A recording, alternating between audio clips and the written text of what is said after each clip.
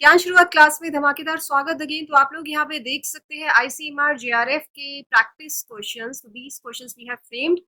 अगर आप लोग जो है we want to score really high, तो इस तरीके के क्वेश्चंस जो है प्रैक्टिस कीजिएगा। It would be surely helpful for scoring like a great score in the general aptitude sections for ICMR JRF examination. And we have been consistently discussing important topics और important units क्या क्या है ICMR JRF के लिए, aptitude के लिए क्या क्या चीजें आपको जरूर करनी चाहिए, क्या क्या टॉपिक्स आर इम्पोर्टेंट। तो चलिए एंजॉय करते हैं आज का लेक्चर, प्रैक्टिस करते हैं इन क्वेश्चंस को ताकि एक आइडिया लगे हम लोगों को कि किस तरीके से अगर क्वेश्चंस जो है फ्रेम होके आ जाते इस तरीके के, तो कैसे सॉल्व करेंगे। एंड फर्स्ट क्वेश्चन पे आ जाते हैं, चलिए स्टार्ट करते हैं। Dice, there is it's a dice which is thrown once. एक डाइस है जो हम खेलते हैं, लूडो खेलते हैं ना, तो it's thrown once and what is the probability of getting a number less than 3? Less than 3. तो I repeat, general aptitude में mathematics portion में से permutation and combinations, probability, distance time graph, distance velocity graph related questions, they have been consistently framing. तो ये वाले topics आप लोग जरूर प्रैक्टिस करिएगा। चलिए, एक डाइस है, व्हाट इज द प्रोबेबिलिटी। तो यहाँ पे हमको पता है प्रोबेबिलिटी का जो फॉर्मूला होता है, जो निकल के आता है, जो नॉर्मली फॉर्मूला होता है, दैट्स नंबर ऑफ कितने फेवरेबल आउटकम्स हैं को डिवाइड कर दे अगर हम लोग टोटल नंबर ऑफ आउटकम्स से, तो वहां से प्रोबेबिलिटी निकल के आ जाती है। तो number of favourable items, total number of outcomes की बात करें तो जब हम एक डाइस को फेंकेंगे तो कितने निकल के आएंगे। टोटल जो है यहाँ से निकल के आएगी 6 बार ना, टोटल वुड बी 6। यस, 6 हो जाएगा। और वो कह रहे हैं ऐसा नंबर आना चाहिए, जो हम फेंक रहे हैं, एक ही डाइस की बात कर रहे हैं, कि नंबर जो है 3 से कम आना चाहिए। सो 3 से कम आना चाहिए। तो फेवरेबल आउटकम्स की अगर हम लोग बात करें तो क्या है, कितने आएंगे, कितनी बार आएंगे, नंबर की बात हो रही है। कितनी बार, 2 आ सकता है। 3 से कम मतलब या तो 1 है या 2 है, 0 तो होता नहीं है यहाँ पे, तो 1 और 2। So 2 times, number would be 2 times, 2 बार आ सकता है। तो सिंपल है, प्रोबेबिलिटी वुड बी 2 बार आ सकता है, नंबर की बात कर रहे हैं, आई रिपीट। और total number of favourable, total number of outcomes are favourable, total outcomes is 6। तो आंसर यहाँ पे कितना आसानी से 1/3 आ गया है। तो ऑप्शंस में आपको दिख रहा है 1/3। हाँ, तो वही आंसर है, 1/3 is the right answer. Simple question, very very simple. आ जाते हैं इस तरीके के question. Next, the most potent greenhouse gas in terms of efficiency is N2O, C2O. What is C2O? Is it C2 or CO2? CFC और CH4। तो हमको पता है ग्रीन हाउस गैसेस जो है क्या क्या होती है, लेकिन क्वेश्चन यहाँ पे जो फ्रेम हो रहा है वो हो रहा है कि इन टर्म्स ऑफ एफिशिएंसी सबसे ज्यादा पोटेंट जो है ग्रीन हाउस कौन सी होगी। बताइए, कितना सिंपल क्वेश्चन है। I guess I should not बताने की जरूरत नहीं है यहाँ पे, क्योंकि जो क्लियर कट है वो आंसर क्या है, CFC, chlorofluorocarbon is the right answer. So green house gases, pollution, bioremediation, biodegradation, ये बहुत ही इंपॉर्टेंट और कॉमन टॉपिक्स है फॉर जनरल एप्टीट्यूड। ये वाले टॉपिक्स आप लोग जरूर करिएगा। इनमें से क्वेश्चंस जो है आ जाते हैं, काफी क्वेश्चंस फ्रेम होके they give the frame. Next question, which of the following have higher energy levels and shorter wavelengths. इनमें से, इन रेडिएशंस में से कौन से ऐसे रेडिएशंस है जिनकी जो है एनर्जी लेवल्स बहुत हाई है लेकिन वेवलेंथ जो है वो कम है।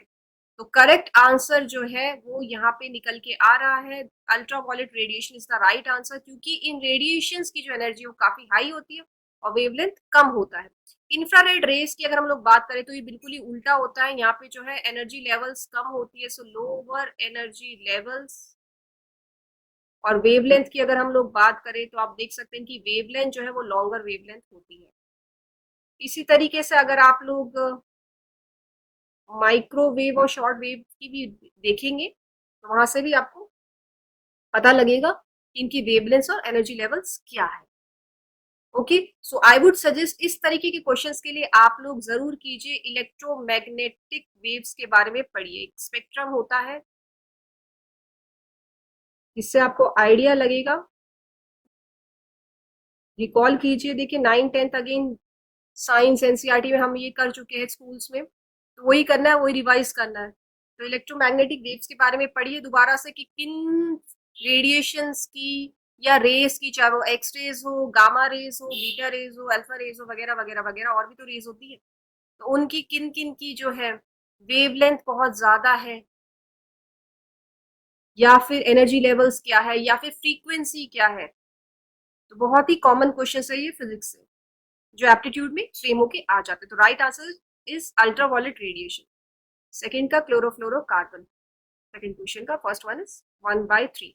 नेक्स्ट क्वेश्चन देखिए, नेक्स्ट क्वेश्चन जो है हमारा बड़ा ही इंटरेस्टिंग क्वेश्चन निकल के आ रहा है, और सबको इसका आंसर पता है, बहुत ही सिंपल क्वेश्चन है, राइट। तो क्वेश्चन क्या है, which among the following was the founder of vaccine for small pox, बताइए से को क्या बताने की जरूरत है। फर्स्ट ऑप्शन कह रहा है Aristotle, second is Robin Warren, Robin Warren ने क्या किया था भाई, then next is Barry Marshall, and third one is Edward Jenner. बिल्कुल क्लियर कट है, Edward Jenner is the right answer. हम तो पढ़ते आ रहे हैं बचपन से वैक्सीन के बारे में, और कहानी इनकी दोबारा से रिकॉल कीजिए कि स्मॉल पॉक्स और काउ पॉक्स की कहानी क्या थी, कहाँ से इनको आइडिया आया। तो ये जो है इम्पोर्टेंट साइंटिस्ट के बारे में जो है हमको पढ़ना चाहिए, स्पेशली अगर हम लोग मेडिसिन मेडिकल रिसर्च की बात करें, तो मेडिसिन से related I would suggest scientist जो है, इम्पोर्टेंट साइंटिस्ट के बारे में रीड, इवन कौन से ईयर्स में क्या क्या इम्पोर्टेंट इनके एक्सपेरिमेंट्स हुए थे सक्सेसफुली, वो भी एक बार go for it. Okay, next question, next question, pulses are obtained from the family of, इसमें भी मुझे बताने की जरूरत नहीं है, इसका आंसर लिलीसिए तो नहीं है, फंजाई, देखिए क्या ऑप्शन है, fungi. Next is Cycadaceae, and last one is Leguminosae. तो हमको पता है पल्सेस की अगर हम लोग बात करें तो यहाँ पे क्या आती है, फैमिली फेबेसिए आती है, लेकिन उन्होंने इतना आसान ऑप्शन दे दिया है, और वो है लेग्यूमिनेसिए, हमको पता है लेंटिन्स है, लेग्यूम्स है, तो right answer is B, fifth का लेग्यूमिनेसिए। तो फैमिलीज आप लोग देखिएगा, बोटेनिकल पोर्शन की अगर हम लोग बात करें, बॉटनी की बात करें, तो फैमिलीज आर इंपॉर्टेंट, फ्लावरिंग का कॉन्सेप्ट है वो इंपॉर्टेंट है, प्लांट हार्मोन्स इंपॉर्टेंट है, ये बहुत इंपॉर्टेंट टॉपिक्स आ रहे हैं बायोलॉजी पोर्शन में। इजी, नेक्स्ट क्वेश्चन,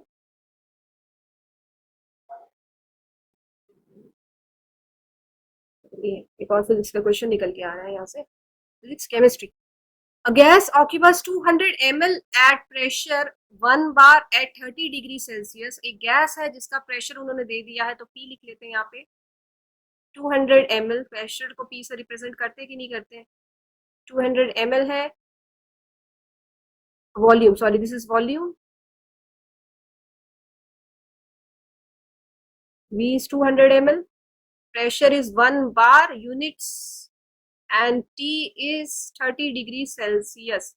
ये तीन चीजें दी हुई है, how much volume will it occupied at the same temperature, temperature is constant, if the pressure becomes 1.025 बार, तो P1 दे रखा है, V1 दे रखा है, P2 दे रखा है विच इज 1.025 बार, और V2 हमको कैलकुलेट करना है, क्योंकि T जो है कांस्टेंट है। अब याद कीजिए, रिकॉल कीजिए कौन से लॉ पे बेस्ड ये वाला क्वेश्चन बन के आ रहा है, so that's based on Boyle's law, very very simple, Boyle's law के अनुसार जो है प्रेशर जो है वो इनवर्सली प्रोपोर्शनल होता है वॉल्यूम के, यहाँ से कांस्टेंट निकल के आ जाएगा, और फॉर्मूला जो बनता है that is P1 V1 equals to P2 V2, we know that, we have read it 9th 10th में, और डिटेल में हम लोगों ने 11th 12th केमिस्ट्री में भी पढ़ा है, राइट। तो P1 यहाँ पे कितना है, 1 है, V1 कितना है, 200 ml है, यूनिट जरूर लिखिएगा जब आप सॉल्व करें क्वेश्चंस। P2 कितना है, 1.025 है, और V2 हमको कैलकुलेट करना, let's say it's x, so x would be 200 upon 1.025, क्योंकि प्रेशर जो है 1 है, तो इसका जो x है वो निकल के अगर आप कैलकुलेट करेंगे तो इसका आंसर वो भी 195.12 ml is the right answer. कितना आसान है। इसी तरीके से चार्ल्स लॉ पे बेस्ड भी they can frame a question. तो बॉयल्स लॉ और चार्ल्स लॉ अगर हम गैसेस की बात करें, बहुत ही इंपॉर्टेंट क्वेश्चन है केमिस्ट्री सेक्शन में। नेक्स्ट इजी, इतना आसान है अगर कर रखा है प्रैक्टिस तो। Next question, interesting question again. Atom bomb जो है is based on the principle of first option is nuclear fusion, the next is nuclear fusion, third one is both fusion and fusion, and the last one is radioactivity। अरे भाई, atomic bomb के बारे में हम लोग बचपन से पढ़ते आ रहे हैं, तो जल्दी से बताइए इसका आंसर क्या है। फ्यूजन है कि फ्यूजन है, या दोनों है? रेडियो एक्टिविटी कहाँ से आ गया? हो सकता है रेडियो एक्टिविटी, मूवी निकल के आई थी यहाँ पे ओपेनहाइमर। तो इसका जो आंसर है न्यूक्लियर फ्यूजन है। Nuclear fusion is the right answer. Seventh का ए आंसर है। फ्यूजन किसके लिए होता है? Which bomb? Is it hydrogen bomb? Fusion का कॉन्सेप्ट हीलियम हाइड्रोजन के बेस्ड। तो बॉम्ब्स के प्रिंसिपल, जो इंपॉर्टेंट एक्सपेरिमेंट्स हैं उनके प्रिंसिपल्स, गो फॉर इट एक बार रिकॉल कीजिएगा आप दोबारा से। Next question, where is IIRR Indian institute of rice research located? New Delhi, Mumbai, Hyderabad, Pune. Correct answer is Hyderabad. तो जो भी इंपॉर्टेंट हेडक्वार्टर्स है, स्पेशली रिसर्च से रिलेटेड, स्पेशली ICMR से रिलेटेड, तो इनके एब्रीविएशंस, इनकी लोकेशन, गो फॉर इट, ये जरूर एक बार देखिएगा हेडक्वार्टर्स कहाँ कहाँ है इंपॉर्टेंट ऑफिस के, जो है रिसर्च जहाँ पे चल रहे हैं मेडिकल रिसर्च से स्पेशली रिलेटेड, तो बहुत सारे निकल के आएंगे यहाँ से। ICAR कहाँ है एंड ऑल, बहुत सारे जो इंस्टीट्यूट्स हैं इंपॉर्टेंट उनकी लोकेशन एक बार देख लीजिएगा, स्पेशली इंडियन लेवल पे इंडिया में जो है रिसर्च इंस्टीट्यूशंस लोकेशंस को for very important question again for ICMR GRF। Next question, okay. In nuclear reaction एक रिएक्शन दे दी गई है, पार्टिकल एक्स के बारे में पूछ रहे हैं। First option photon, then electron, proton, neutron. देखिए काफी इजी है, काफी इंटरेस्टिंग है ये क्वेश्चन भी, जो हम कर रहे हैं और कर चुके हैं बचपन में। तो beryllium 9, helium 4 gives C12 plus x. हमको बताना है कौन सा पार्टिकल है एक्स। तो दिस, ये जो ऊपर जो लिखते हैं एलिमेंट्स के सिंबल्स के ऊपर, वो होते हैं atomic masses, it be recall. और नीचे जो आते हैं वो आते हैं atomic numbers. So this is 4, यहाँ पे 4 है, यहाँ पे 2 है। कार्बन का जो एटॉमिक नंबर है वो 6 है। तो इस तरीके के क्वेश्चंस में आप क्या करेंगे, आप देखेंगे एटॉमिक मासेस और एटॉमिक नंबर्स बैलेंस्ड है कि नहीं है ना। इधर जो है, इधर ये बैलेंस होनी चाहिए इक्वेशन।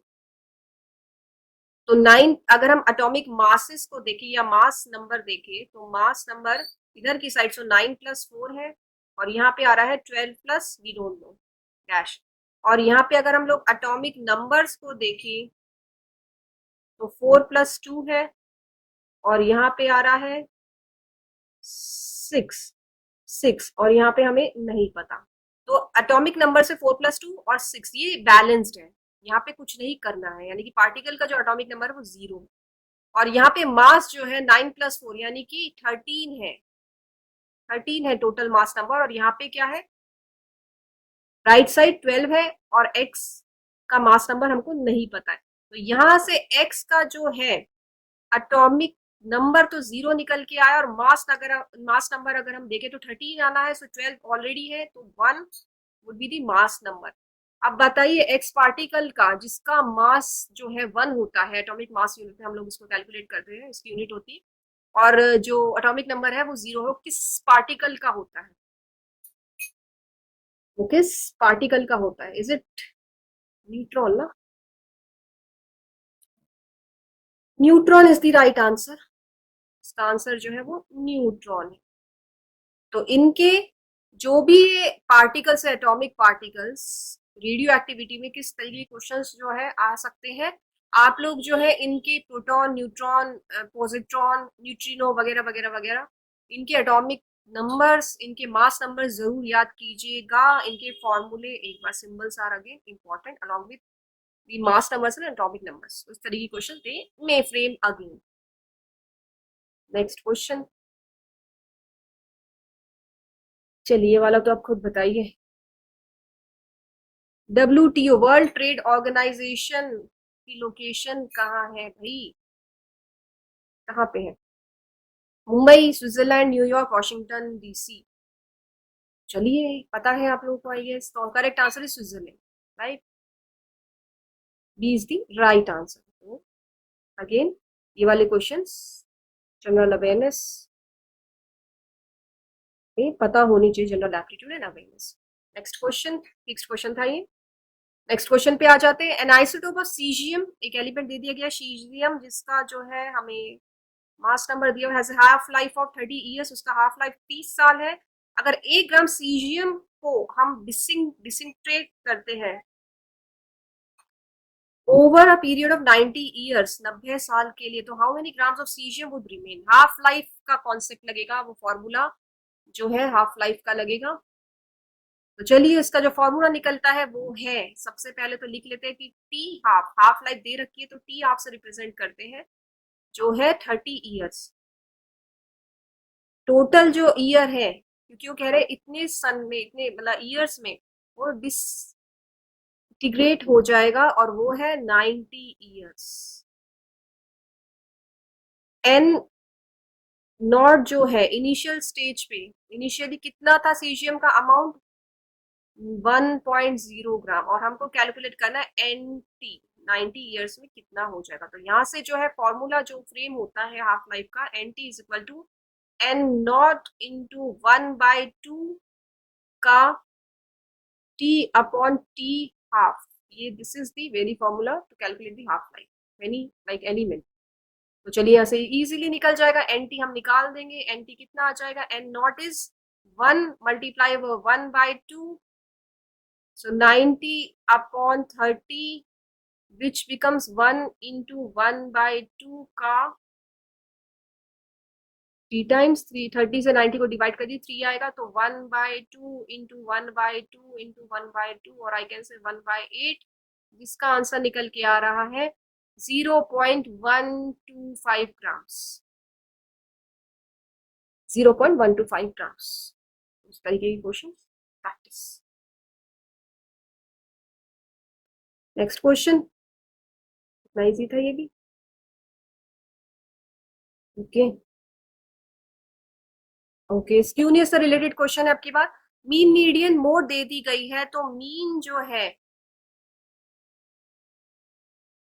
मीन कितना है, मोड कितना है, और मीडियन कितना है वो दे दिया गया है. और पूछ रहे कि जो डिस्ट्रीब्यूशन है वो सिमेट्रिकल है, नेगेटिवली स्क्यूड है, पॉजिटिवली स्क्यूड है, या फिर नॉर्मल है. देखिए अगर मीन, मीडियन, मोड तीनों की वैल्यूज अगर बराबर है, all equal, so that represents a normal distribution curve or data we already discussed while understanding the concept of statistics.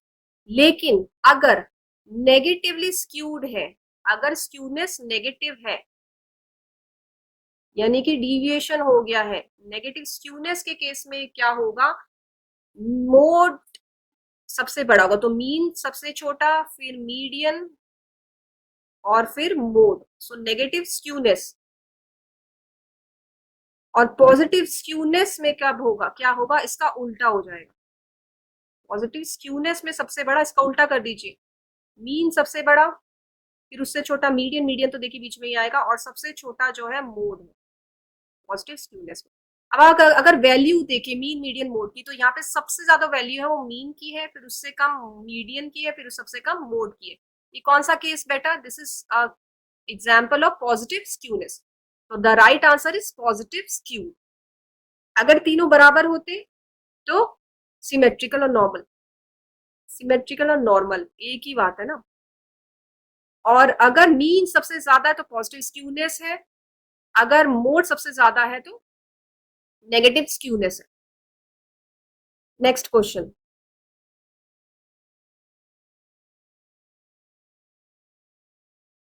Very interesting questions research के आ रहे हैं, आप रिसर्च बेस्ड स्टैटिस्टिकल क्वेश्चंस आ रहे हैं यहाँ पे, देखिए कितना इंटरेस्टिंग है. So you are investigating a very high protein diet. एक अलग अलग लोग ले लिए गए, उनका प्रोटीन डाइट देखा गया कि किस तरीके से जो वो वेट लॉस कर रहे हैं. तो आजकल काफी ट्रेंडिंग है एक्सपेरिमेंट.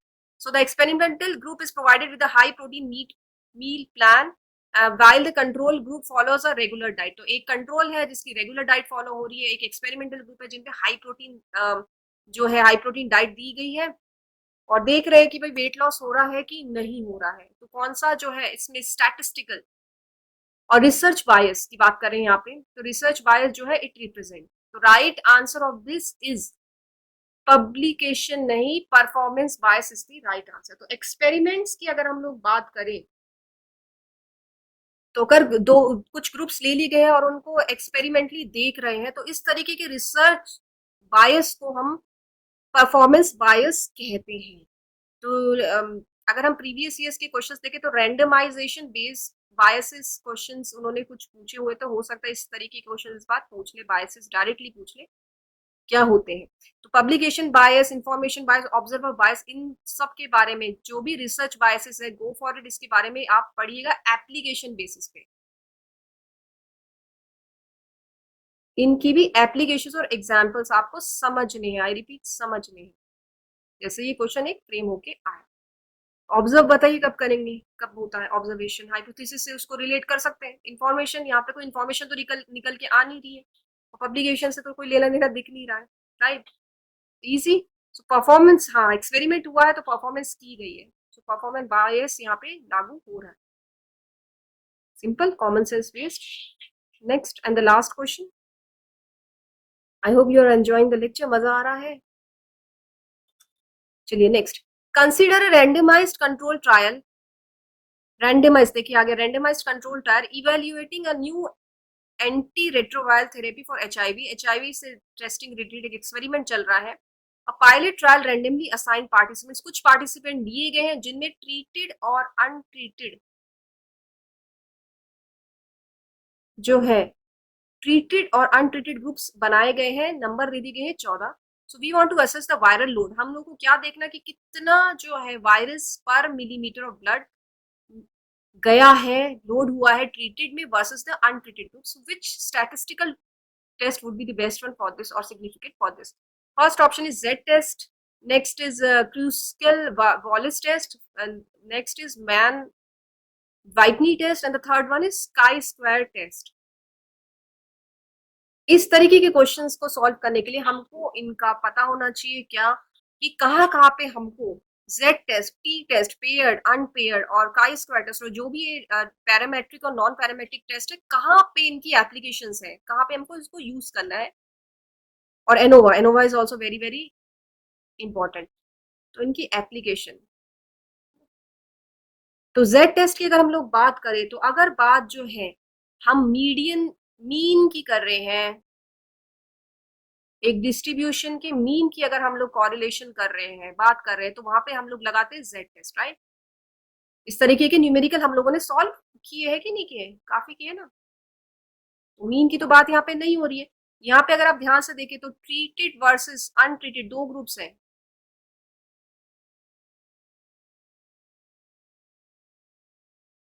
दो ग्रुप्स निकल के आ रहे हैं, है ना, और वो भी इंडिपेंडेंट है, कह सकते हैं इंडिपेंडेंट ग्रुप्स है. अब बस यहाँ से हमको हिंट मिल गया.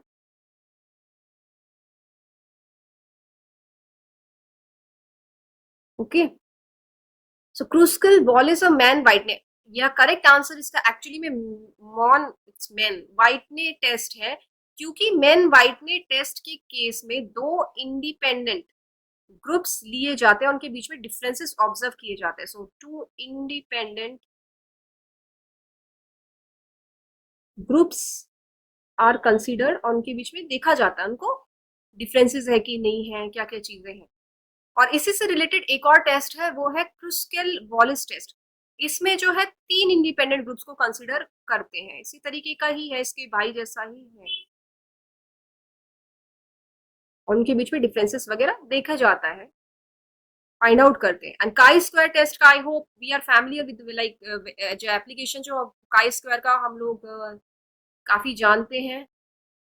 तो काई स्क्वायर टेस्ट में जो है क्या निकालते हैं भाई, एक्स एसोसिएशन, दो अगर वेरिएबल्स है उनके बीच में एसोसिएशन है कि नहीं है, एसोसिएशन बिटवीन टू वेरिएबल्स। तो एक्सपेक्टेड फ्रीक्वेंसी कितनी आ रही है, इसका तो एक फॉर्मूला मोस्ट कॉमन है, एक्सपेक्टेड कितनी फ्रीक्वेंसी आ रही है वेरिएबल की, ऑब्जर्व कितनी आ रही है, और एक फॉर्मूला निकल के आता है, इस पे बेस्ड हम लोग न्यूमेरिकल भी सॉल्व करते हैं। और जीआरएफ के मोस्ट कॉमन, जीआरएफ के मोस्ट फेवरेट क्वेश्चन है काई स्क्वायर टेस्ट से रिलेटेड। तो काई स्क्वायर टेस्ट तो यहाँ पे दिख ही नहीं रहा है, दो वेरिएबल की तो बात ही नहीं हो रही, ग्रुपिंग की बात हो रही है यहाँ पे। काई स्क्वायर टेस्ट नहीं है, तो करेक्ट आंसर है दो इंडिपेंडेंट ग्रुप्स हमको सीधे सीधे नजर आ रहे हैं। आप लोग इन टेस्ट के एप्लीकेशन जरूर देखिएगा, कहाँ कहाँ पे है, अगेन एप्लीकेशंस, एग्जाम्पल्स, और इनसे रिलेटेड इनके जो है सिमिलर टेस्ट कौन कौन से होते हैं पैरामेट्रिक में और नॉन पैरामेट्रिक में। जैसे काई स्क्वायर टेस्ट की अगर हम लोग सिमिलर टेस्ट की बात करें तो एक टेस्ट फिशर टेस्ट भी होता है, फिशर्स टेस्ट। इसी तरीके से मैन वाइटने टेस्ट का एक जो है रिलेटेड एक सिमिलर टेस्ट होगा। तो इन टेस्ट के सिमिलर टेस्ट भी होते हैं पैरामेट्रिक और नॉन मेट्रिक टेस्ट से related. So I would suggest वो आप लोग जरूर देखिएगा, और application very very very important for these type of questions. तो आई होप आप लोगों को जो है मजा आया है, समझ में आ रही कॉन्सेप्ट्स। तो practice and practice and practice, relate कीजिए, अप्लाई कीजिए अपनी नॉलेज को, उसको कनेक्ट कीजिए कि किस तरीके से हम लोग एक रिसर्च कैरी आउट कर रहे हैं, and keep on practising and enjoy lectures with us. Thank you so much, stay in touch, all the best.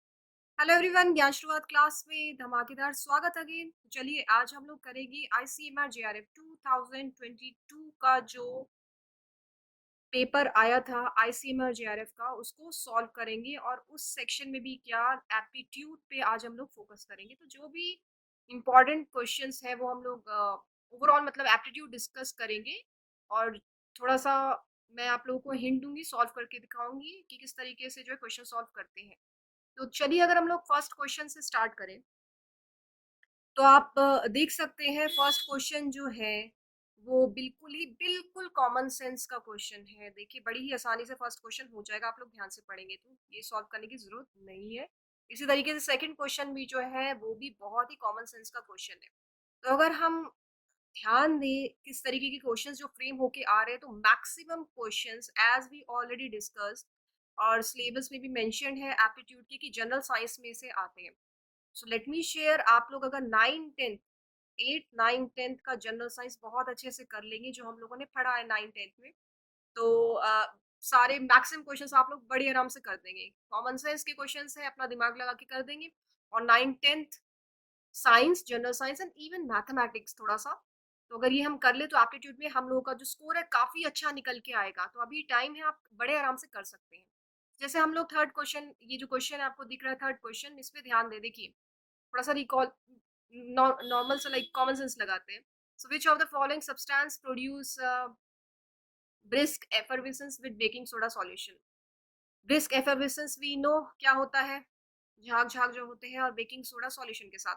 तो अगर हम लोगों को बेकिंग सोडा हम लोग याद करें, हम जो 10th में हमने पढ़ा था केमिस्ट्री में, NaSCO3 इसका फॉर्मूला होता है, ठीक।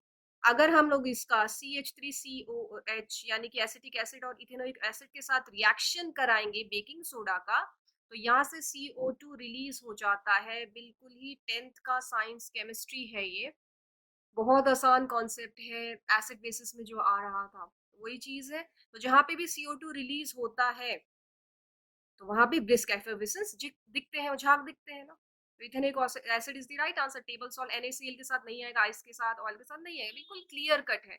सो प्लीज आप लोग क्या देखेंगे, 9th 8th, आई वुड थोड़ा सा, चलिए 8th भी देख लीजिए। वैसे तो 9 10th का साइंस यानी कि उसमें तीनों ही physics chemistry biology, please go for it. एक बार देख लीजिएगा, बहुत आसान है, आप लोग सब रिकॉल कर लेंगे। और बायो, चलिए नेक्स्ट क्वेश्चन पे आते हैं। Aspirin was derived from the acetyl salicylic acid is found in, very common, ये तो हम पढ़ रहे हैं, प्लांट फिजिक्स में भी पढ़ चुके हैं, बिल्कुल बेसिक है। विलो बार्क ट्री से हम लोग क्या करते हैं, उसको वहां से हमको एस्पिरिन मिलता है। वेरी इजी क्वेश्चन, अगेन देखिए जो है question number 5 easy less than देख लीजिएगा, ये भी बहुत आसान है, आप बिल्कुल रिकॉल करिएगा। 6 7 बिल्कुल आसान है, इसलिए हम लोग ये डिस्कस नहीं कर रहे हैं। यहाँ पे फिक्स्ड फॉर्मूला निकल के आता है, फिजिक्स का क्वेश्चन है। देखिए question number 8, a tall man of height 6 feet wants to see his full image, the required minimum length of the mirror would be what? तो यहाँ से बिल्कुल फिक्स्ड फॉर्मूला है, जो मिनिमम लेंथ होती है वो क्या होती है, फिक्स्ड फॉर्मूला वो आधी हो जाती है मिनिमम लेंथ जो हाइट दे रखी है। So height given, tall man की जो हाइट है गिवन, सो उसकी half would be the minimum length. So physics का क्वेश्चन है ये, तो यहाँ से आप निकाल देंगे 6/2 would be 3 feet. Again easy. Next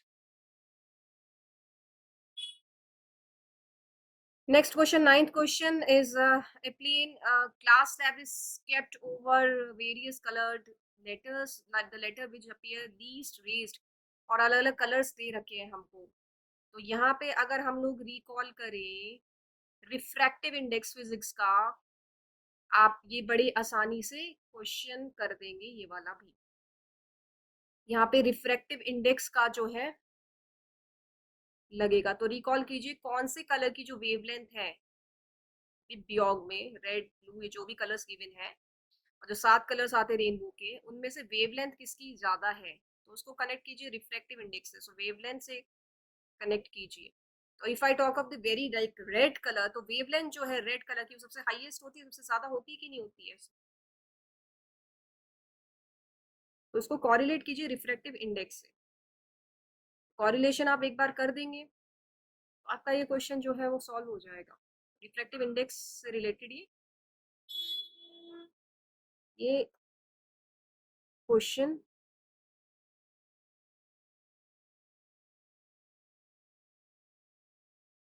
है।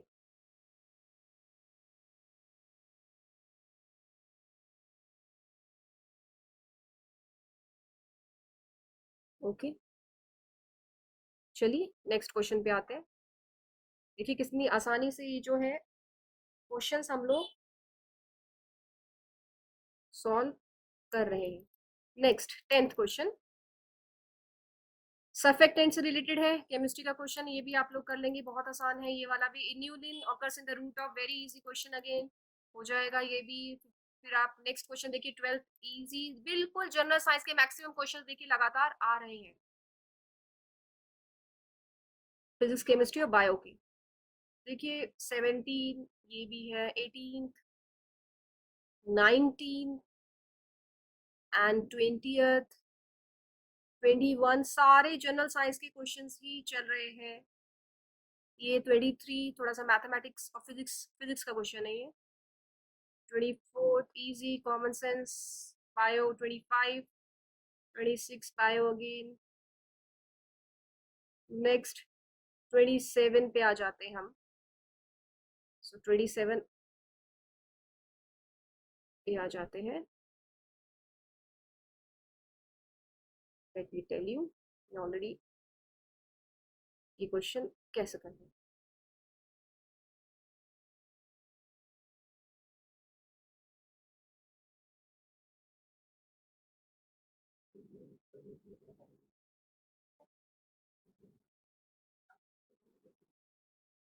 ट्वेंटी सेवन,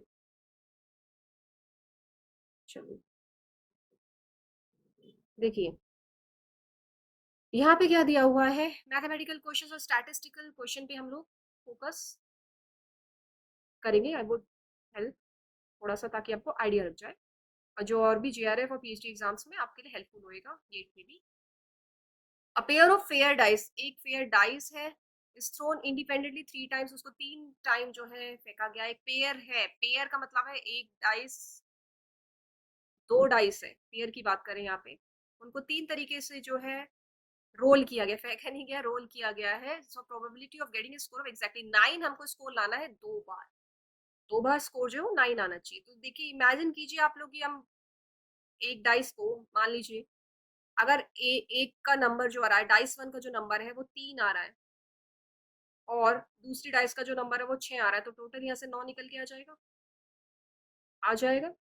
इसी तरीके से अगर एक बार डाइस 1 का जो नंबर है वो 5 आया, फिर बी का डाइस 2 का, या बी यहाँ पे मैं नंबर के लिए मेंशन कर रही हूँ वेरिएबल्स, बी का जो है 4 आया तब भी 9 नंबर निकल के आ जाएगा।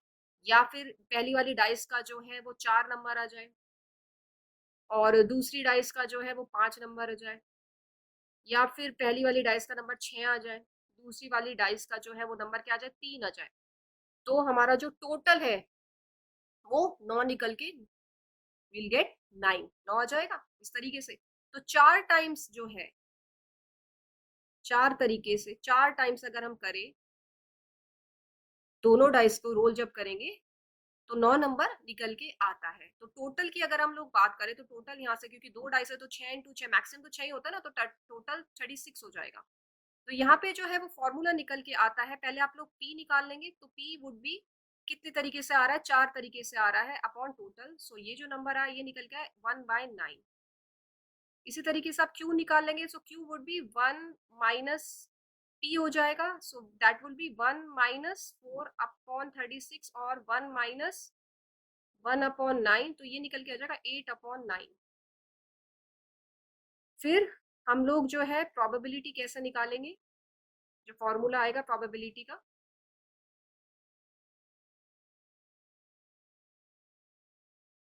इसका जो फॉर्मूला आप लोग लगाएंगे वो लगाएंगे 3C2 combination multiply by Q into P का स्क्वायर। ये फॉर्मूला आप लगाएंगे तो यहाँ से आपका क्या निकल के आ जाएगा, 3 का फैक्टोरियल, फिर 2 का फैक्टोरियल, ठीक है 2 टाइम्स है, इंटू क्यू कितना है 8/9 है, और पी स्क्वायर कितना है 1/9 का स्क्वायर है। तो यहाँ से जो नंबर निकल के आ जाएगा, अगर आप कैलकुलेट करेंगे तो 8/250 243 आ जाएगा। सो आंसर भी यहाँ पे दिया हुआ है। तो अगर आप लोगों ने again probability, combination, permutation, integration, not exactly इतना नहीं है, गेट में हम कह सकते हैं, but majority questions frame aptitude में कोई भी रिसर्च एग्जाम्स दे लीजिए, प्रोबेबिलिटी, परम्यूटेशन, कॉम्बिनेशंस के आते ही आते हैं और रीजनिंग भी आती है। तो ये अच्छे से आप लोग कर लीजिएगा, ये वाला टॉपिक मैथमेटिक्स में बहुत आसान है, देखिए कितनी आसानी से हम लोगों ने निकाले, बिल्कुल basic questions they are framing, so please go for it. Next easy, next 28 question हो जाएगा। बिग बोसन स्विस चीज, कितना आसान है, कार्बन डाइऑक्साइड जहाँ पे रिलीज होगी तो वहां पे झाग निकलेंगे, बुलबुले निकलेंगे, तो ये हमने सॉल्व कर दिया। नेक्स्ट जो है अगेन थोड़ा सा जियोग्राफिकल क्वेश्चन है, आप तो ये भी आप कर देंगे, वेस्टर्न डिस्टर्बेंसेस से रिलेटेड है। 38 क्वेश्चन जो है चलिए देख लेते हैं।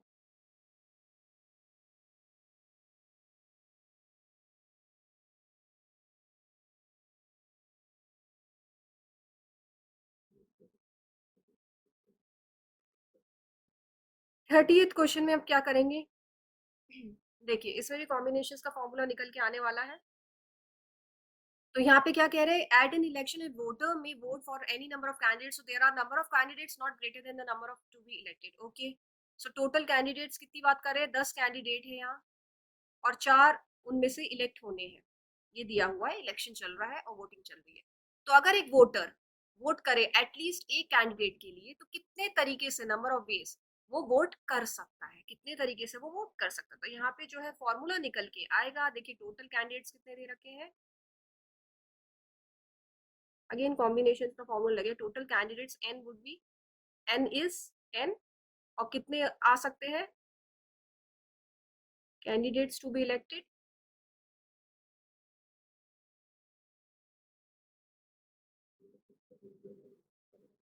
वो आ जाएंगे 4। तो सिंपल है, लगा दीजिए कॉम्बिनेशन का एन सी आर, यानी कि टोटल नंबर फैक्टोरियल, फिर एन माइनस आर का फैक्टोरियल और आर का फैक्टोरियल, ठीक है। ओके, सो एन इज 10 और ये आर है, आर मतलब number of times to be elected. तो 4 तरीके से है, हो सकता है 10 का फैक्टोरियल अपॉन 10 माइनस 1, पहला तरीका, पहले तरीके से n-1 का फैक्टोरियल इंटू 1 का फैक्टोरियल प्लस 10 का फैक्टोरियल अपॉन 10-2 का फैक्टोरियल मल्टीप्लाई बाय 2 का फैक्टोरियल प्लस 10 का फैक्टोरियल अगेन, सो 10-3 का फैक्टोरियल और 3 का फैक्टोरियल प्लस 10 का फैक्टोरियल अपॉन 10-4 का फैक्टोरियल और फिर 4 का फैक्टोरियल।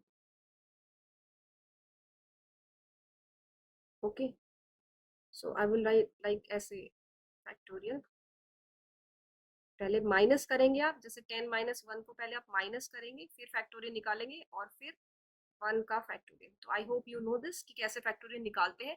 तो ये जब आप कैलकुलेट करेंगे तो यहाँ से जो है वो वैल्यू निकल के क्या आ जाएगी, अगर हम कैलकुलेट करें सब कुछ तो 385 वैल्यू आ जानी चाहिए। Answer is 385 should be the answer, this has to be the answer. करके देखिए, इजी।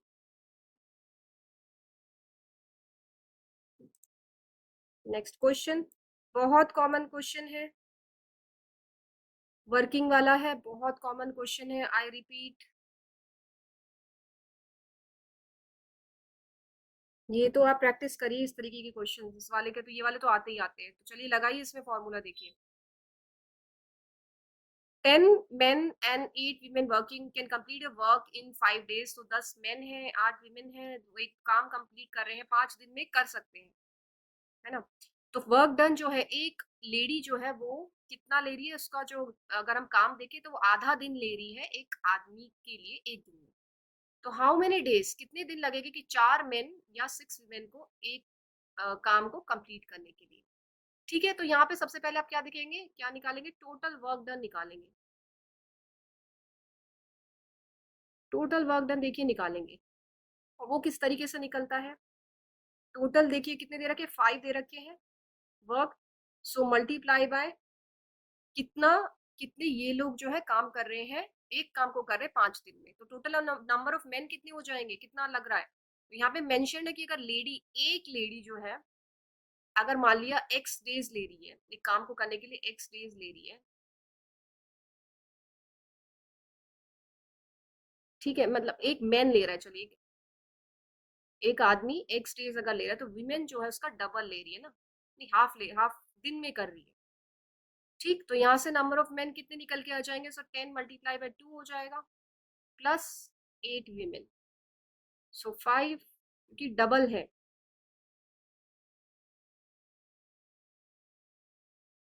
लेडी जो है एक दिन में काम जो खत्म कर रही है वो आधा खत्म कर रही है मेन के, इसलिए ट्वाइस कर दिया हमने आदमी के काम करने की ability. So 20 plus 8, that would be 5, so this is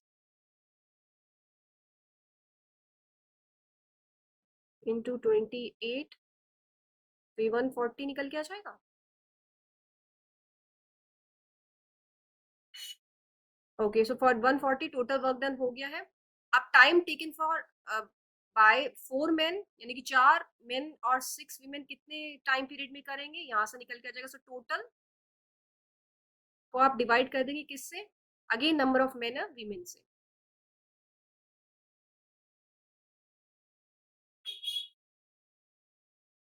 so total would be 140 upon, again 4 है तो 4 into 2 प्लस 6, तो आंसर जो है आपका निकल के आ जाएगा कितना, 10 days should be the answer. Answer आएगा 10 डेज। तो देखिए ये वाले जो क्वेश्चन है वर्किंग वाले, ये जरूर कीजिए, स्पीड वाले जरूर आते हैं, ग्राफिकल वाले जरूर आते हैं, एम्स कोई भी आप एग्जाम दे लीजिए, आई रिपीट अगेन एप्टीट्यूड में मोस्ट कॉमन क्वेश्चन सही है। तो ये लगातार आप प्रैक्टिस करते रहिएगा, मैं जो आपको डायरेक्ट बता रही हूँ आप प्रैक्टिस कीजिएगा, थोड़ा सा रिकॉल कीजिएगा कि क्या क्या कॉन्सेप्ट लगते हैं, ताकि आप लोगों के लिए इजी हो जाए। Next question number 32, again physics का क्वेश्चन आ गया है, इजी है, इजी है। Electric current, statistics, static current से रिलेटेड है। Milk kept at room temperature turns to curd due to fermentation। Okay easy. देखिए यहाँ पे मायोपिया और हाइपोमेट्रोपिया की बात हो रही है, अगेन फिजिक्स, ह्यूमन आई का क्वेश्चन है। Door of the working refrigerator is left open in well insulated insulation. This the overall temperature again 9 10th की मेजोरिटी क्वेश्चन जनरल साइंस के ही चल रहे हैं। एलईडी से रिलेटेड एक क्वेश्चन है। Vinegar is acetic acid, chemistry, raw vegetables, physics का question है। while evaluating an investigational new drug phase 1, this question is good। थोड़ा सा रिसर्च बेस्ड क्वेश्चन और स्टैटिस्टिक्स अब यहाँ से शुरू हो रहे हैं, चलिए वो भी सॉल्व हम लोग कर लेते हैं। देखिए ये जो क्वेश्चन है, phase 1 while evaluating in an investigational new drug, एक ड्रग है उसको अगर हम देखेंगे, उसको टेस्ट करेंगे तो फेज 1 स्टडी क्या होती है। तो यहाँ पे 4 ऑप्शन दिए हुए, laboratory animals, few healthy volunteers, a single member from the research team and small group of patients. देखिए जब भी हम लोग जो है क्लिनिकल इसकी जो बात करें, फेजेस की बात करें, कोई हमें एक टेस्टिंग करनी होती है तो 4 फेजेस निकल के आते हैं, फेज 1 2 3 एंड 4। टेस्टिंग हो रही है ना, ओवरऑल हम लोग एक हाइपोथेसिस रखे और हमको एक जो है नई ड्रग लेके आनी है मार्केट में, तो किस तरीके से होता है, तो 4 फेजेस चलते हैं ट्रायल्स में। क्लिनिकल ट्रायल्स की बात हो रही है यहाँ पे। तो क्लिनिकल ट्रायल से पहले यानी कि टेस्टिंग से पहले कोई भी ड्रग की हम लोग प्री क्लिनिकल ट्रायल्स करते हैं, ये चीज आप ध्यान रखिएगा। यानी कि जो भी लेबोरेटरी रिसर्च का जो काम होता है, हम जो करेंगे, आप लोग जो करेंगे रिसर्च में, जो लेबोरेटरी टेस्टिंग वगैरह जो चलेगी वो सब प्री क्लिनिकल ट्रायल्स में आता है। उसके बाद में जो होते हैं शुरू होते हैं हमारे फेजेस क्लिनिकल ट्रायल्स की। तो फेज 1 में जो है पार्टिसिपेंट्स जब टेस्ट कर रहे हैं ड्रग को, तो कुछ ही टेस्ट होते हैं, पार्टिसिपेंट्स जो या पेशेंट्स कह लो, तो 10 to 80 पार्टिसिपेंट्स आर देयर जब हम एक ड्रग टेस्ट कर रहे हैं, इवेल्युएट कर रहे हैं, यानी कि ड्रग की टेस्टिंग कर रहे हैं। उसके बाद में फेज 2 की अगर हम लोग बात करें तो 2 फेज में जो है आप लगा लीजिए करीब 300 पार्टिसिपेंट्स आ जाते हैं। फेज 3 की बात करें तो लगभग लगा लीजिए 1000 हो जाते हैं, और बढ़ा दीजिए नंबर, बढ़ते जा रहे हैं नंबर, 1000 पार्टिसिपेंट्स आ गए। फाइनली जो फोर्थ है तो उसमें हम लोग लॉन्ग टर्म टेस्टिंग करेंगे, लॉन्ग टर्म इफेक्ट्स क्या है ड्रग के, full and final effects of drug. तो इस तरीके से एक बार जो है प्लीज गो फॉर कि क्या क्या फेजेस होते हैं एक ड्रग टेस्टिंग की, क्या क्या क्लिनिकल प्री क्लिनिकल ट्रायल्स है, क्या क्या पोस्ट क्लिनिकल, कुछ पोस्ट क्लिनिकल ट्रायल्स भी होते हैं, और क्या क्या फेजेस को एक बार आप अच्छे से देख लीजिएगा इस कॉन्सेप्ट को। Okay easy.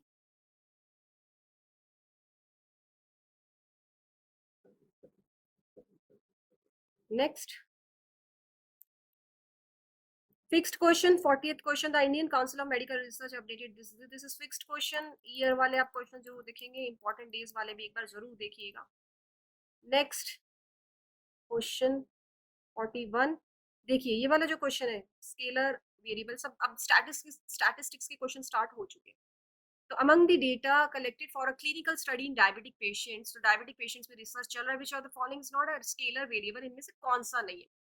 तो ऑप्शन नंबर 1 कह रहा है blood glucose level at time of enrolment into research study, blood glucose level की बात हो रही है फर्स्ट ऑप्शन में। सेकंड में कह रहे हैं daily units of insulin prescribe to a patient, कितना इंसुलिन हम दे रहे, कितनी यूनिट ऑफ इंसुलिन दे रहे एक पेशेंट को। नेक्स्ट ऑप्शन कह रहा है age of the patient at time of disease diagnosis, age कितनी है पेशेंट की अलग अलग। और थर्ड ऑप्शन कह रहा है district where the patients currently live, ऐसी डिस्ट्रिक्ट जहाँ पे जो पेशेंट्स है वो करंटली लिव करते हैं। तो अगर हम ध्यान से देखें रिसर्च की बात करें तो जो फोर्थ जो ऑप्शन है आराम से ही अलग सा ही कुछ दिख रहा है। लेकिन देखिए अगर हम स्केलर वेरिएबल पे फोकस करें तो स्केलर वेरिएबल्स वो होते हैं जो मेजरेबल होते हैं, मतलब जिनको हम गिन सकते हैं, मेजरेबल वेरिएबल्स जिनको हम गिन सकते हैं। तो फर्स्ट वाला जो है ग्लूकोज लेवल को हम काउंट कर सकते हैं, देख सकते हैं, ठीक। इंसुलिन डेली यूनिट्स गिन सकते हैं, मेजरेबल है। Third age of the patient, ये भी गिन सकते हैं। डिस्ट्रिक्ट जो है फोर्थ ऑप्शन जो है डिस्ट्रिक्ट वाला, इसका वैसे तो कोई लेना देना है ही नहीं इसमें, और मेजरेबल भी नहीं है। तो fourth is the answer which is not, they are asking कि नॉट अ स्केलर वेरिएबल, इनमें से स्केलर वेरिएबल कौन सा नहीं है। देखिए बिल्कुल कॉमन सेंस भी था, इजी भी था थोड़ा सा। हाँ next question.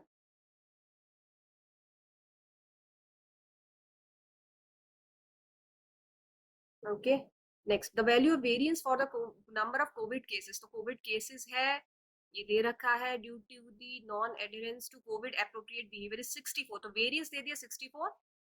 Calculate the value of standard deviation. Standard deviation की जो है वो वैल्यू निकालनी है। तो अगर हम लोग वेरिएंस और स्टैंडर्ड डिविएशन को देखें, मैं यहाँ पे जो है पूरा फॉर्मूला नहीं लिख रही हूँ, बस आपको ये दिखा रही हूँ कि दोनों के बीच में क्या होता है, कॉरिलेशन क्या होता है। तो स्टैंडर्ड डेविएशन का अगर हम लोग स्क्वायर कर दें तो वो ही वेरिएंस होता है। अगर आप फॉर्मूला भी लगा दें, देखिए दोनों के, तो वेरिएंस का formula, variance is square of standard deviation, simple. तो यहाँ पे वेरिएंस जो है वो क्या दे रखा है, 64 दे रखा है, और हमको क्या कैलकुलेट करना है, स्टैंडर्ड डिविएशन कैलकुलेट करना है। तो स्टैंडर्ड डिविएशन यहाँ से निकल के आ जाएगा स्क्वायर रूट ऑफ 64। कितना इजी है, और आंसर आता है यहाँ से 8, सिंपल। तो एक तो आप लोग यहाँ पे वेरिएंस का फॉर्मूला याद रखें, जो मेन फॉर्मूला होता है, हम लोगों ने लेक्चर्स में काफी कुछ डिस्कस किया है, वो जरूर देखिएगा। और इसी तरीके से स्टैंडर्ड डिविएशन के क्वेश्चंस भी हम लोग जेआरएफ के जो क्वेश्चन सॉल्व कर रहे हैं रिपीटेडली, वहाँ पे भी फॉर्मूले हम लोग लगातार डिस्कस कर रहे हैं। सो please go through previous lectures, I repeat, I remind. Next question,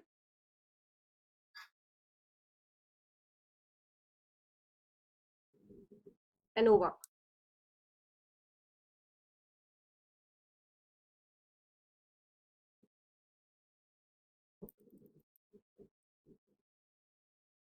ANOVA की बात हो रही है यहाँ पे क्वेश्चन नंबर 43 में। So ANOVA is a statistical technique which is used to test which of the following. ANOVA we know, हम लोग काफी डिस्कस कर चुके हैं। पहला ऑप्शन है equality of means, second option is equality of variances, third option is equality of quartiles, और fourth option कह रहा है equality of medians.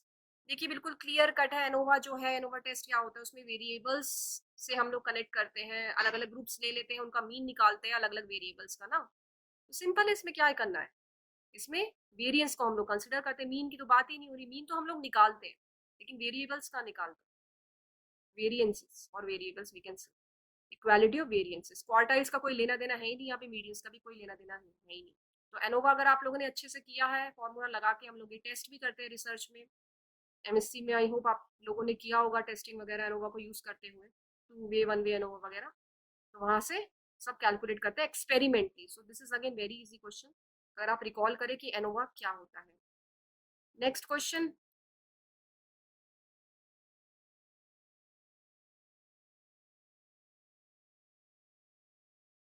a researcher has access to data pertaining this is each value। अगर हर value को हम, एक research चल रहा है, इंडिविजुअल्स, एक डेटा निकाला गया है हेल्थ एक्सपेंडिचर ऑफ इंडिविजुअल्स का लेते हुए, अगर हर वैल्यू को, डेटा को जो निकाली गई है ना, एक इंडिविजुअल्स की हेल्थ देखी जा रही है, उसमें से एक पर्टिकुलर डेटा निकाला गया, अगर हर डेटा सीरीज को जो निकाला गया उसको मल्टीप्लाई कर दे 10 से, तो मीडियन पे क्या इफेक्ट होगा, ये क्वेश्चन है। देखिए अब मैं इसमें क्या ही बताऊं, this is again very common sense based question. तो सब डेटा को आप मल्टीप्लाई कर देंगे 10 पे, तो ऑब्वियस सी बात है ना, जो ओरिजिनल मीडियन वैल्यू जो निकल के आएगी, सबसे पहले तो रिकॉल कीजिए मीडियन का क्या फॉर्मूला होता है, क्या होता है मीडियन, यहीं से रिकॉल कीजिए, मीन मीडियन मोड के क्या फॉर्मूले होते हैं। ये भी आते हैं क्वेश्चंस एप्टीट्यूड में काफी, तो इनको रिकॉल कीजिएगा। तो मीडियन आप कॉरिलेट कीजिए, तो सारे डेटा को अगर हम लोग क्या करेंगे, मल्टीप्लाई करेंगे 10 से, तो 10 टाइम्स हो जाएगी ना ओरिजिनल मीडियन वैल्यू। इसमें क्या समझाना। नेक्स्ट क्वेश्चन,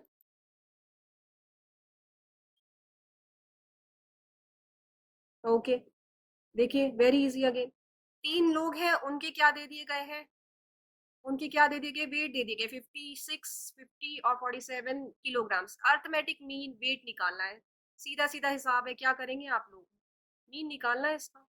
तो 50 plus 56 plus 47 divided by total number is 3, तो आंसर यहाँ से निकल के जाएगा 51। वेरी इजी अगेन, ये भी आप कर देंगे, इस तरीके के क्वेश्चंस भी easy. Next, next, which of the following denotes five equal groups into which a population can be divided according to the distribution of values of particular variable। पांच इक्वल ग्रुप्स है एक पॉपुलेशन की, यानी कि एक population के पांच जो है ग्रुप्स बांटे गए इक्वली। तो वो कह रहे हैं कैन बी डिवाइडेड, मतलब 5 ग्रुप किस तरीके से डिवाइड हो सकते हैं according to the distribution of values of particular variable, एक पर्टिकुलर वेरिएबल की वैल्यू के अनुसार अकॉर्डिंग। फिक्स्ड डेफिनेशन है, इसका आंसर जो है क्विंटाइल है। This is fix. अगर आप क्विंटाइल की डेफिनेशन देखेंगे समझेंगे तो ये बिल्कुल ही इसी में क्विंटाइल में करते हैं। पॉपुलेशन को अलग अलग यानी कि 5 इक्वल ग्रुप में बांटा जाता है उन वैल्यूज के अकॉर्डिंग, वेरिएबल के वैल्यूज के डिस्ट्रीब्यूशन के अकॉर्डिंग। तो परसेंटाइल तो क्लियर कट आउट है। क्वार्टाइल अगर आप अगेन प्रीवियस लेक्चर्स हमारे देखें तो आप क्वार्टाइल वाला कॉन्सेप्ट भी रिकॉल करेंगे तो ये भी नहीं है, डिसाइल भी नहीं होता। तो फिक्स्ड डेफिनेशन है क्विंटाइल। तो एक बार जो आई वुड सजेस्ट सबकी आप डेफिनेशंस कॉन्सेप्ट समझिएगा, डेफिनेशंस पढ़ते हुए कॉन्सेप्ट समझिएगा, तो ये क्वेश्चंस भी इस तरीके के अगर आते हैं तो आप कर देंगे। Next question, next question, okay. The percentage of total variation in the dependent variable which is explained by the set of independent variables। हम किस तरीके से परसेंटेज निकाले टोटल वेरिएशन की अगर डिपेंडेंट वेरिएबल जो है वो किस पे निर्भर है, वो इंडिपेंडेंट वेरिएबल पे निर्भर है। डिपेंडेंस किस पे, इंडिपेंडेंट वेरिएबल्स पे। सिंपल है इसका आंसर, देखिए direct again fixed fixed fixed definition और fixed concept I would say. ये है कोएफिशिएंट ऑफ डिटरमिनेशन ओनली। तो इसमें क्या करते हैं, डिपेंडेंट वेरिएबल्स को जो है हम कैसे समझाते हैं, इंडिपेंडेंट वेरिएबल्स के अकॉर्डिंग। तो लॉजिस्टिक रिग्रेशन की अगर हम लोग बात करें, रिकॉल कीजिए लॉजिस्टिक रिग्रेशन वाला क्या कॉन्सेप्ट है। तो इसमें जो है दो फैक्टर्स के बीच में हम रिलेशन बता रहे कि नहीं बता रहे, y equals to A X वाला आप याद रिकॉल कीजिए, दो फैक्टर्स को कंसिडर कर रहे हैं,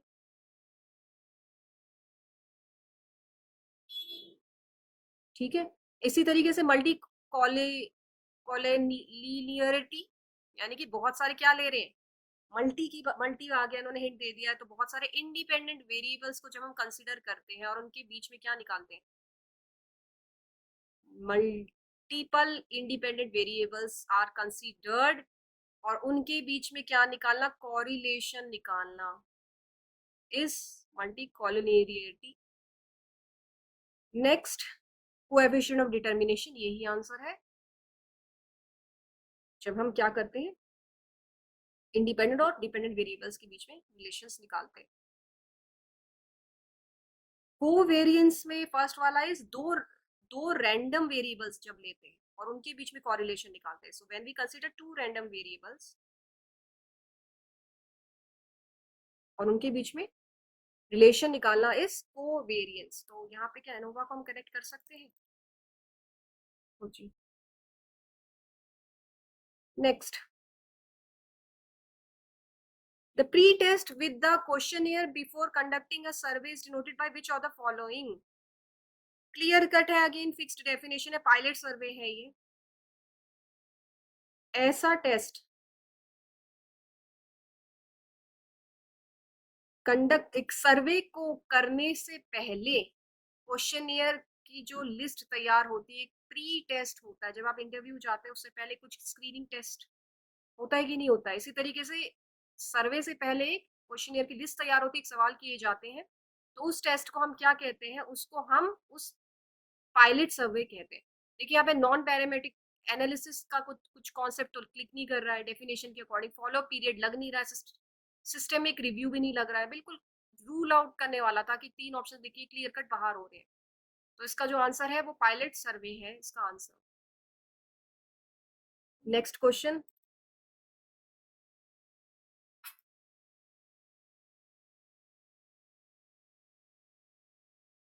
नेक्स्ट, अब यहाँ पे क्या बात हो रही है देखिए, अगेन अ गुड क्वेश्चन। एक एक्सपेरिमेंट हुआ है जिसमें जो है उन्होंने क्या लिए हैं, 100 पेशेंट्स लिए हैं, उनको ट्यूबरकुलोसिस है, एक्सपीडियम कल्चर लिया है। उसमें से वो कह रहे हैं कि 40 of them had a positive result. तो 40 का जो है, 40 पेशेंट्स का जो है वो पॉजिटिव रिजल्ट आया है 100 पेशेंट्स में से, और 80 had a positive result from a novel diagnostic under evaluation. तो 80 का जो है वो भी पॉजिटिव रिजल्ट है, लेकिन इवेल्युएशन हो रहा है, अंडर इवेल्युएशन में। तो बेस्ड ऑन दिस हम लोग क्या है, वो टेस्ट जो है वो क्या दिखाएगा, क्या वो सेंसिटिविटी दिखाएगा टेस्ट, या स्पेसिफिसिटी दिखाएगा, पॉजिटिव प्रेडिक्टिव वैल्यू दिखाएगा, या फिर नेगेटिव प्रेडिक्टिव वैल्यू दिखाएगा। देखिए ये जो क्वेश्चन है ये जेआरएफ में काफी बार इस तरीके के पार्ट सी में क्वेश्चंस आए हुए हैं। सेंसिटिविटी और स्पेसिफिसिटी टेस्ट करने के लिए फॉर्मूले based questions they framed in JRF. तो आप ये यहाँ से मैं आपको फॉर्मूला बताऊंगी, वो ध्यान रखिएगा।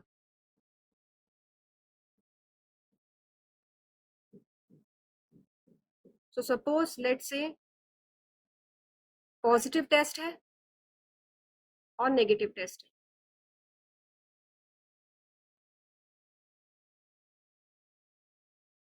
तो यहाँ पे अगर सिकनेस है या फिर डिसऑर्डर है या फिर कोई बीमारी है, और यहाँ पे नॉट हेल्दी या नॉट नो डिसऑर्डर,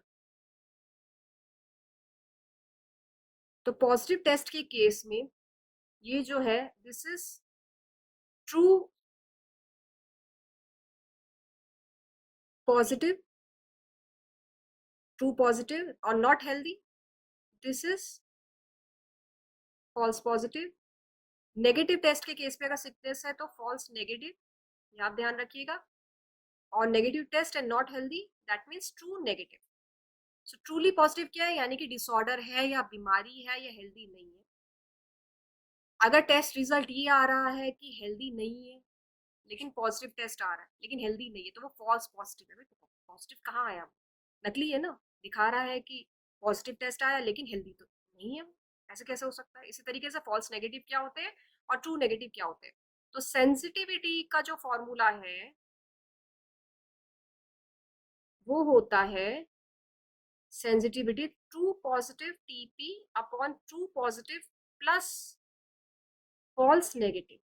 इससे हम सेंसिटिविटी कैलकुलेट करते हैं। और स्पेसिफिसिटी का जो फॉर्मूला होता है वो होता है true negative divided by true negative plus false positive. Okay, तो true positive divided by true positive plus false negative is sensitivity, and specificity is calculated by true negative divided by true negative plus false positive। तो यहाँ पे अगर हम लोग देखें ध्यान से फिर से क्वेश्चन, तो 40 पेशेंट्स का जो है वो पॉजिटिव रिजल्ट आया और 80 जो है पॉजिटिव दे रहे रिजल्ट लेकिन अंडर इवेल्युएशन दे रहे। तो हम लोग क्या देख के बता सकते हैं, कितना आसान क्वेश्चन है देखिए। तो ट्रूली पॉजिटिव भी हमको दिख रहा है और फॉल्स नेगेटिव भी दिख रहा है कि नहीं दिख रहा है।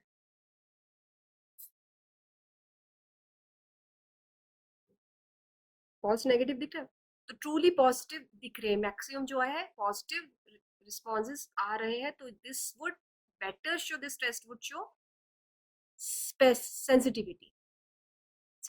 तो ये टेबल और फॉर्मूला आप लोग याद रखिएगा। जेआरएफ के क्वेश्चंस भी है, सीएसईआर जेआरएफ के भी है ये क्वेश्चंस। नेक्स्ट क्वेश्चन,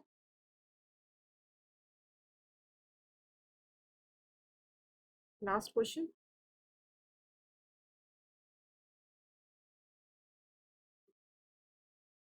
ओके, एक अगेन एक रिसर्च चल रहा है। रिसर्चर एडमिनिस्ट्रेटर्स एंड अचीवमेंट, एक टेस्ट हुआ है, इंडिपेंडेंट वेरिएबल को कंसिडर किया गया एक स्टडी में। The distribution of scores in the test is found to be negatively skewed. Negative skewed जो है वो टेस्ट आया है, जो रिजल्ट्स आए हैं वो कह रहे हैं, पूछ रहे हैं कि इससे डिफिकल्टी लेवल का क्या पता लगता है इस टेस्ट में। देखिए नेगेटिव स्क्यूनेस की बात हो रही है, तो आप दोबारा स्क्यूनेस, पॉजिटिव स्क्यूनेस, नेगेटिव और वो सब देखिएगा। तो नेगेटिव स्क्यूनेस के केस में आप लोग क्या ध्यान रखेंगे, जो डेटा होता है, जो डेटा हम लोग लेते हैं वो बहुत ही एक्सट्रीमली लाइक स्मॉल डेटा को कंसिडर करते हैं। तो जो हम छोटे या एक्स्ट्रा एक्सट्रीम में डेटा लेंगे या स्मॉलर डेटा लेंगे, आप मुझे खुद बताइए जो गेन्स होंगे, या फिर चलिए लॉसेस की बात करें तो फ्यू लॉसेस होंगे ना, छोटा डेटा है तो बहुत ही कम लॉस होने की चांसेस है कि नहीं है practically. So few larger losses in case of negatively skewed data. Okay, तो क्या आंसर हो जाना चाहिए इसका, छोटा सा डेटा है। क्या हो जाना चाहिए, जो टेस्ट है वो क्या होगा, वो काफी इजी होगा कि नहीं होगा। अब इसको कॉरिलेट कीजिए किससे, positive data, positively skewed data से, या फिर नॉर्मल डिस्ट्रीब्यूशन कर्व को भी यहाँ पे आप जो है इससे रिलेट कीजिए। इस तरीके से आपको ये क्वेश्चन सॉल्व करने। तो हम लोगों ने एप्टीट्यूड के जो है आज क्वेश्चंस डिस्कस करे हैं। आगे भी आप लोग जो है प्रैक्टिस करते रहिएगा, बहुत सारी चीजें हम लोग आगे भी डिस्कस करेंगे। तो keep on practising, all the very best, thank you so much again.